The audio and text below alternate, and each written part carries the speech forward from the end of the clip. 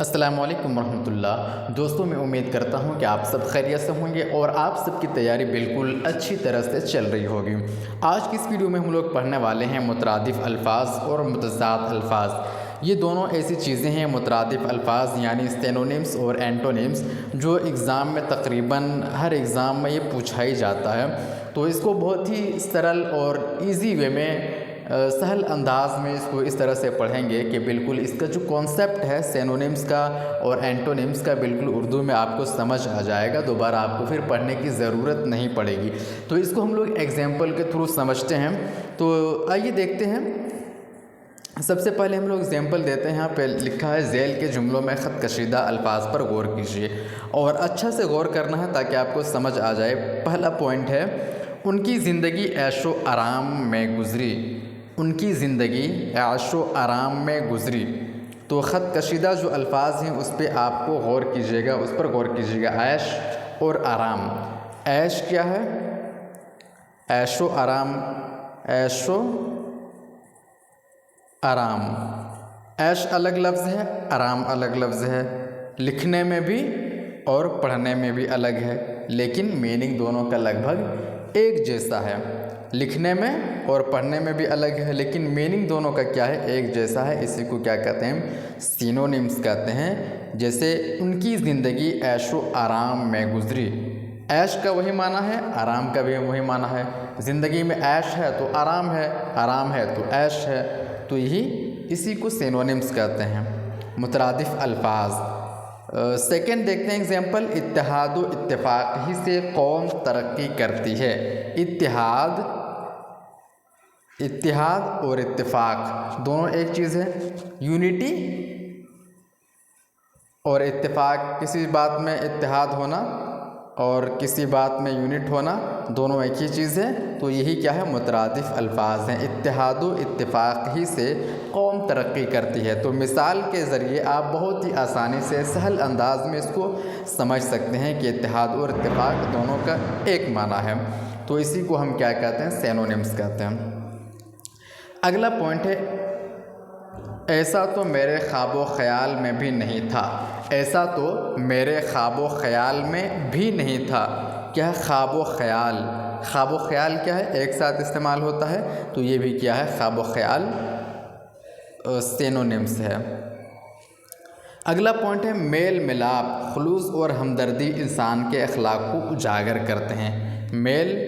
Mail का जो माना है, मिलाप का भी वही माना है। तो ये क्या हो जाएगा? सिनोनिम्स हो जाएगा। सिनोनिम्स जिसके माना सेम हो। लिखने में दोनों मुख्तलिफ हैं। मेल और मिलाप लिखने में दोनों अलग अलग हैं, दोनों अलग हरूफ हैं, लेकिन माना क्या देता है? दोनों एक माना देता है। तो इसी को हम क्या कहेंगे? सिनोनिम्स कहेंगे। अगला पॉइंट है, उन्होंने मुकाबले में बढ़ चढ़कर हिस्सा लिया। उन्होंने मुकाबले में बढ़ चढ़कर दोनों की मीनिंग एक है। बढ़ चढ़कर दोनों एक ही मीनिंग देता है, सेम मीनिंग देता है। तो ये क्या हो जाएगा? बढ़ चढ़कर। ये सिनोनिम्स हैं, मुतरादिफ़ अल्फाज हैं। अब ज़रा इसकी तशरीह पे गौर करते हैं। वैसे मैंने एग्जाम्पल में तशरीह कर दी है और आगे इसमें जो तशरीह दी गई है उस पर भी आप देखिए क्या कहा। बात में ज़ोर पैदा करने के लिए हम कभी जुमलों में ऐसे अल्फाज लाते हैं जो माना के एतबार से एक दूसरे के करीब होते हैं।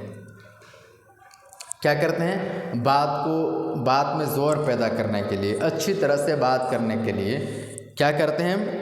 कुछ ऐसे अल्फाज का इस्तेमाल करते हैं, कुछ ऐसे लफ्ज़ों का इस्तेमाल करते हैं जो एक दूसरे के करीब होते हैं। किसमें? माना के एतबार से।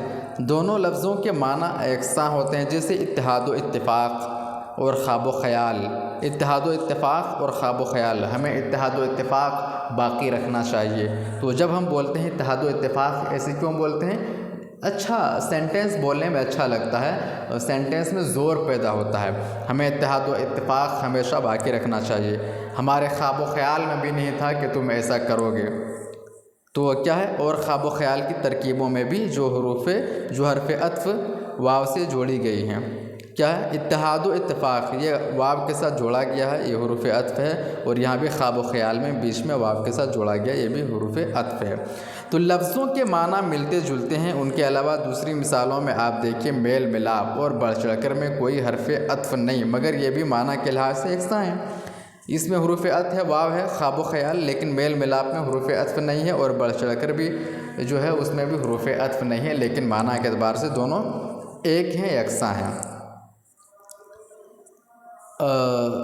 तो सबसे पहले क्या दिया गया, एग्जाम्पल दिया गया, आपको मिसाल दिया गया, ताकि आप मिसाल के ज़रिया आप इसकी डेफिनेशन को अच्छा से समझ जाएं। मिसाल को समझ जाएंगे तो डेफिनेशन बहुत इजीली वे में समझ जाएंगे। तो मिसाल आपने समझ लिया, उसकी तशरीह समझ ली, आप डेफिनेशन देखिए क्या है। वो अल्फाज, किसकी डेफिनेशन है ये, सिनोनिम्स की, मुतरादिफ अल्फाज की। वो अल्फाज जो माना में एक दूसरे से मिलते जुलते हों उन्हें मुतरादिफ अल्फाज कहा जाता है। वो अल्फाज जो माना में एक दूसरे से मिलते जुलते हों उन्हें मुतरादिफ अल्फाज कहा जाता है। मुतरादिफ लफ्ज़ों के लिए ज़रूरी नहीं है कि दोनों अल्फाज हमेशा एक साथ इस्तेमाल किए जाएं। जैसे खौफ व डर या शबनम और ओस एक दूसरे के मुतरादिफ हैं, लेकिन उन्हें एक साथ इस्तेमाल नहीं किया जाता है।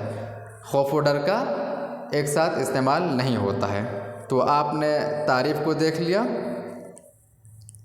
अब देखते हैं मुतज़ाद अल्फाज। मुझे उम्मीद है कि आपने सिनोनिम्स को समझ गया, मुतरादिफ अल्फाज को समझा, उसकी जो तारीफ़ है उसको भी आपने समझ लिया।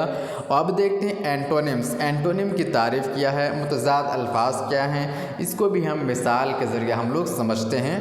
जब हम मिसालों के ज़रिए समझेंगे तो एग्ज़ाम में कोई भी मिसाल आएगा या कोई लफ्ज़ आएंगे तो आप इजीली उसको समझ जाएंगे कि मुतरादिफ अल्फाज क्या हैं और मुतज़ाद अल्फाज क्या हैं। तो आइए मिसाल के ज़रिए हम लोग समझते हैं। दर्ज झेल में ख़त कशीदा अल्फाज पर गौर कीजिए।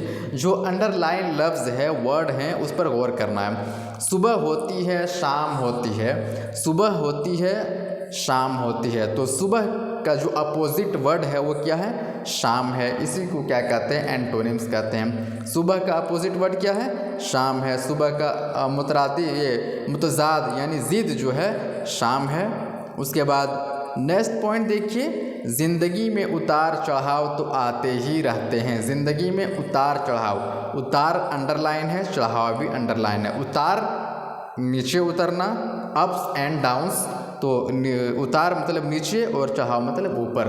तो उतार का अपोजिट क्या है, ज़िद क्या है, चढ़ाव। तो इसी को हम क्या बोलेंगे, एंटोनिम्स बोलेंगे। उतार चढ़ाव यानी ज़िंदगी में अप्स एंड डाउन्स होते रहते हैं। अगला पॉइंट है, तुम्हें अच्छे बुरे की पहचान है कि नहीं। किसी को हम कहते हैं ना, तुम्हें अच्छे बुरे की पहचान है कि नहीं। तो जो अच्छे हैं उसकी अपोजिट क्या है, अच्छे का अपोजिट है बुरे। तो अपोजिट वर्ड जो है उसी को हम क्या कहते हैं, मुतज़ाद कहते हैं, ज़िद कहते हैं या अज़दाद कहते हैं। उसी को अंग्रेज़ी में हम कह देते हैं एंटोनिम्स। अगला पॉइंट है, ज़िंदगी खैर व शर का मजमुआ है। ज़िंदगी खैर व शर का मजमुआ है। खैर भलाई, शर बुराई। तो खैर का अपोजिट वर्ड क्या है, शर है।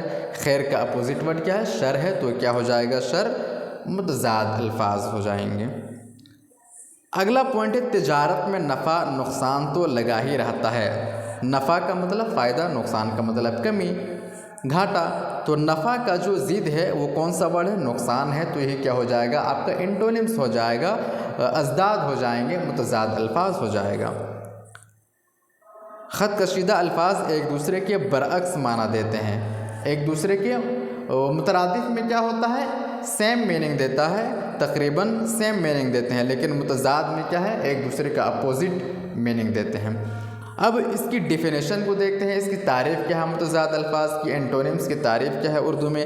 वो अल्फाज जो माना में एक दूसरे की ज़िद हों उन्हें मुतज़ाद अल्फाज कहा जाता है। आपने डेफिनेशन को भी समझ लिया और एग्जाम्पल को भी देख लिया। मैं उम्मीद करता हूँ कि आपको एंटोनिम्स और सिनोनिम्स अच्छी तरह से समझ आ गया होगा। अज़दाद क्या है और मुतरादिफ अल्फाज क्या हैं, बिल्कुल आपने एग्जाम्पल के थ्रू अच्छा से समझ लिया।